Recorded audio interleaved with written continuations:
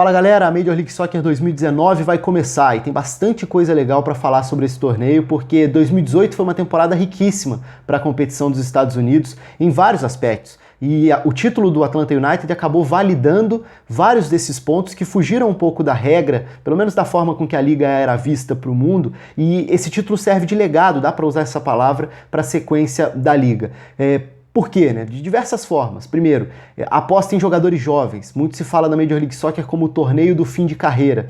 Tem sido cada vez menos. A Major League Soccer hoje é capaz de atrair jogadores jovens da América do Sul, são muitos, mas também alguns já africanos, nessa temporada asiáticos também, e alguns europeus que começam a se transferir não só em fim de carreira. Então começa a virar um destino diferente também. E até por isso começa a virar um degrau na vitrine para o futebol mundial. Então a temporada passada foi marcada por grandes transferências da Major League Soccer para o futebol europeu, por que não? Então se a gente for falar de Alphonso Davies, por exemplo, foi um jogador que deu muito certo explodindo, garoto canadense no Vancouver Whitecaps, foi para o Bayern de Munique. O Tyler Adams, garoto do New York Red Bulls, já entrou no time do Leipzig e tem deixado boa impressão no início de Bundesliga também. Miguel Almiron, campeão com o Atlanta United, paraguaio, foi contratado para jogar na Premier League, contratação mais cara da história do Newcastle. Então a gente está falando de um caminho diferente que se abre. E além desse caminho, que me parece que vai ser cada vez mais natural, porque hoje a gente vê potencial nos garotos espalhados pela Liga Americana, a gente viu também a questão tática. O trabalho do Tata Martino no Atlanta United foi sensacional, porque foi um time muito agradável de ver jogar. E aí já saindo daquela rigidez que o futebol norte-americano poderia ter, até por se basear muito no futebol inglês historicamente, mas não é o que a gente tem visto. Então começa a existir uma diversidade tática maior também. O trabalho do Tata Martino teve muito de um time de posse de bola, confortável em trocar posições, em variar taticamente de um jogo para o outro, muita velocidade com os garotos na frente. Então Miguel Almiron, Villalba, o Ezequiel Barco, que nem fez uma grande temporada, primeira temporada de adaptação dele, e com o Joseph Martinez batendo recorde de gols no ataque também. E nessa temporada a gente tem outros nomes chegando, é verdade, o Tata Martino saiu para treinar a seleção mexicana. Como fica o Atlanta United? É uma primeira questão. O atual campeão perdeu o seu treinador e perdeu o seu principal meia, mas contratou o Pity Martinez, campeão da Libertadores com o River, jogador que pode também se destacar muito bem. Agora, e o funcionamento coletivo? Aí já é uma dúvida maior. Como que vai ser o trabalho do Frank de Boer, que chegou e tem um desafio grande pela frente, que é tentar dar continuidade. Pelo menos uma coisa tá nítida, né? Que o Atlanta United pretende continuar sendo um time que propõe, que fica com a posse de bola, que tenta condicionar os adversários dentro dos jogos. Se vai dar certo ou não é outra história. O Frank de Boer vem de trabalhos ruins, mas é uma aposta numa filosofia. Fora o legado de público, com o Atlanta United quebrando recorde atrás de recorde, com a média altíssima de público no seu estádio, no Mercedes-Benz. Então, outros treinadores chegaram, e alguns desses trabalhos vão ser legais de ver. Citei o Frank de Boer, mas se a gente for falar indo para a Califórnia, por exemplo, o Schelotto, ex-Boca, fazendo um trabalho no Los Angeles Galaxy do Ibrahimovic, que vai ter uma temporada inteira na equipe, vamos ver o impacto disso. Na temporada passada, a defesa foi um ponto muito vulnerável e acabou comprometendo a classificação, o Galaxy ficou fora dos playoffs, inclusive, então foi uma decepção, mas o Ibra é um jogador que certamente pode fazer a diferença por lá. Como que vai ser esse ajuste com o Schelotto? Uma transformação que é ainda mais legal de prestar atenção também na Califórnia é do San Jose Earthquakes. Por quê? Foi um time fraquíssimo na temporada passada, mas contratou o Matias Almeida, um treinador que já fez ótimos trabalhos na Argentina, no México, e agora chega à Major League Soccer para tentar conduzir uma enorme reformulação na equipe. Equipe que tem jogadores novos, mas também alguns veteranos. O Wondolowski, por exemplo, pode e vai bater o recorde do Landon Donovan de maior número de gols na história da temporada regular na Major League Soccer. Então é uma das histórias também que essa temporada vai trazer. Mas acima de tudo, o estilo de jogo, qual o tamanho do salto que essa equipe pode dar. Fora algumas outras mudanças, aí já por necessidade, por exemplo, o Columbus Crew teve ótimas temporadas, um time extremamente competitivo com o Greg Berhalter, que agora é o treinador da seleção norte-americana. Então Caleb Porter chega para ser esse substituto. Vai conseguir fazer o time continuar funcionando e sendo tão competitivo?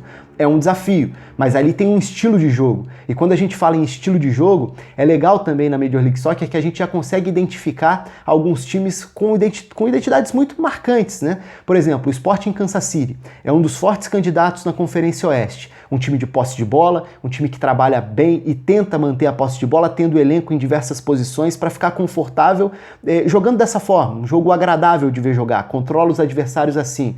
Enquanto isso, na Conferência Leste, o New York Red Bulls mais uma vez vai ser candidato, embora tenha perdido o Tyler Adams. É um time que, até para fazer parte do grupo Red Bull também, consegue essa renovação sem mudar o seu estilo. Intensidade, pressão na marcação no campo de ataque. Bradley Wright Phillips, veterano atacante, tem rendido temporada após temporada também. E aí indo para outras equipes, por exemplo, o LAFC conseguiu na temporada passada reunir muito talento, muita qualidade individual, teve um ótimo início, acabou oscilando, depois caiu de produção, decepcionou um pouco pensando nos playoffs, mas é um time que tem qualidade, reúne qualidade para tentar chegar aos playoffs e para tentar lutar também. Eu vejo um equilíbrio muito grande que até deixa difícil tentar fazer palpites. E tem alguns jogadores interessantes para prestar atenção também. Seja os já mais estabelecidos, por exemplo, jogadores que conduzem uma franquia. Inácio Piatti no Montreal Impact é um jogador que por si só já faz a equipe desequilibrar, consegue ganhar jogos num time que provavelmente vai ter um olhar mais defensivo com o Rémi Garde no comando, ele que chegou na temporada passada, o treinador francês. Outro que chega agora é o mexicano Marco Fabián, chega para o Philadelphia Union e pode ser uma das sensações da liga se conseguir ficar longe das lesões, possivelmente como esse 10 ali no meio campo que também tem um Bedoya como destaque. Então é o Philadelphia Union que pode virar um time do Marco Fabián, individualmente falando. Outro jogador de destaque que chega à liga nessa temporada, o Nani, chega para o Orlando City. O Orlando até tentou outras peças, né? Tentou, por exemplo, na época se falou do Diego, do Flamengo, indo para lá, mas contratou o Nani. É um jogador a mais para um time que na temporada passada tinha bons nomes no papel, mas foi um desastre defensivamente. E a defesa é o grande ponto para tentar brigar, para tentar ter condições de competir. O Nani é um jogador que pode sim fazer a diferença na liga. Esse já se enquadra mais naquele perfil de jogadores veteranos que chegam, o que ainda existe na liga, obviamente. Mas falando em problemas defensivos, já falei do Galaxy, citei o Orlando City, outro que teve problema com isso na temporada passada, o Minnesota United, uma franquia também mais nova, que tem o Darwin Quinteiro como um dos destaques e que contratou um jogador bastante importante na era Major League Soccer, que é o Osvaldo Alonso, volante que foi ídolo no Seattle Sounders, jogador de marcação à frente da defesa, de distribuição.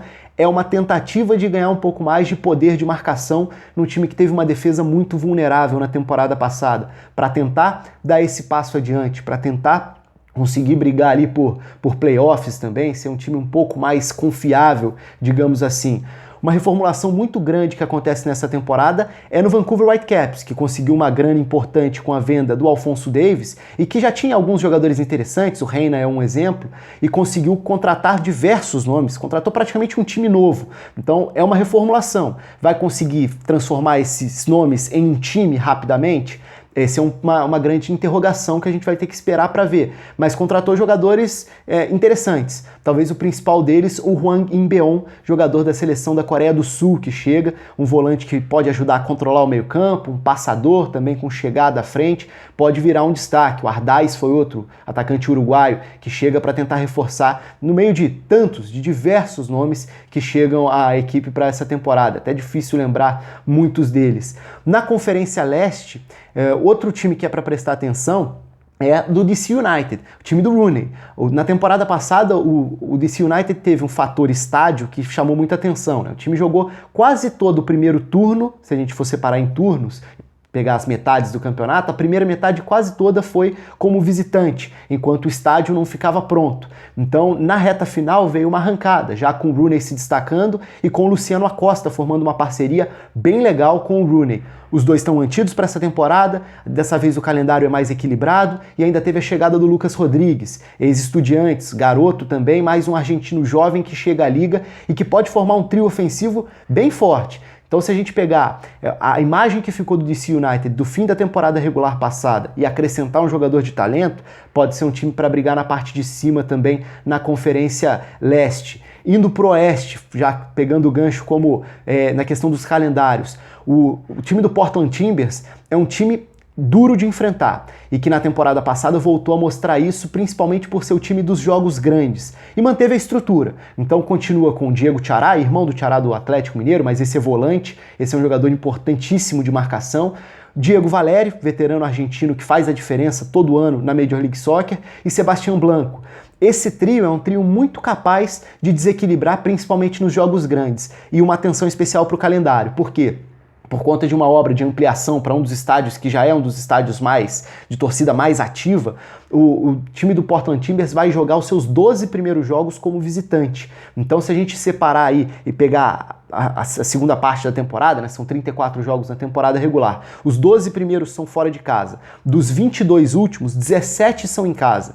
Então, o Portland Timbers pode sim, até se tiver dificuldades no início, pode arrumar uma arrancada para chegar embalado aos playoffs, o que tem sido uma característica do Seattle Sounders nos últimos anos, e que é outro time sempre para prestar atenção, com o Lodeiro, entre outros nomes, se destacando, se consolidou, o time de Lodeiro, do Rui Dias, mas o Lodeiro virou um desses meias capazes de condicionar, de fazer a diferença, de tal ritmo de um meio campo. O Seattle Sounders tem repetido mais ou menos esse roteiro, né? Começa mal, se arrasta, de repente começa a arrancada.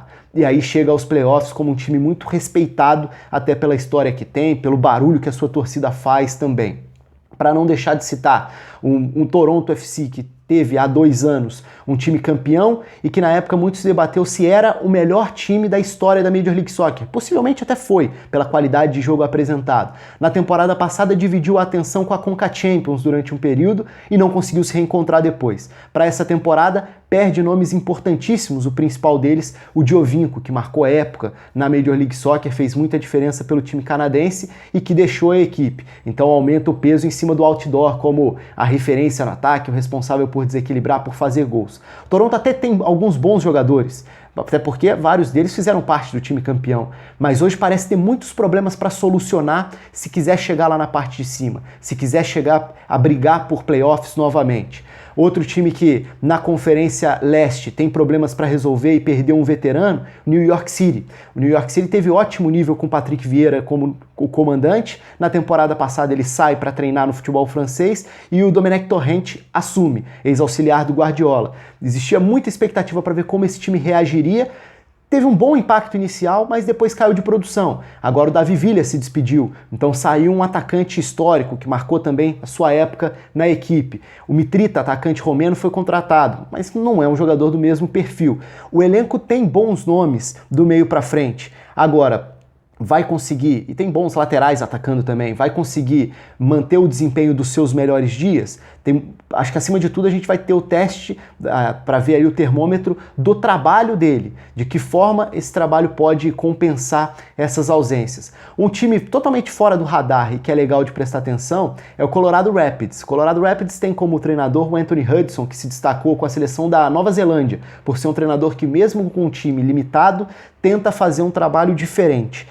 Diferente no sentido de tentar propor jogo, tentar ser ofensivo. Na temporada passada não funcionou porque o Colorado Rapids foi um time extremamente pragmático com muitos problemas ofensivos. Para essa temporada se reforçou nesse setor e contratou jogadores que podem mudar esse perfil. Então você tem o Phil Harper para organizar jogo no meio-campo e tem Diego Rubio e Kai Kamara no ataque. 2 atacantes que podem trazer gols para a franquia, que é algo que estava faltando. E ainda é uma temporada, dentro daquelas histórias da temporada, uma temporada que vai ter a despedida do Tim Howard, goleiro que também foi importantíssimo para a seleção norte-americana. No Oeste, quem passa por uma reformulação também é o Dallas FC. O FC Dallas que conseguiu na temporada passada e nos últimos anos ser sempre um time forte no Oeste. Na temporada passada sentiu muito o baque quando o Mauro Dias se transferiu, era o jogador mais decisivo da equipe e agora também promove uma reformulação grande.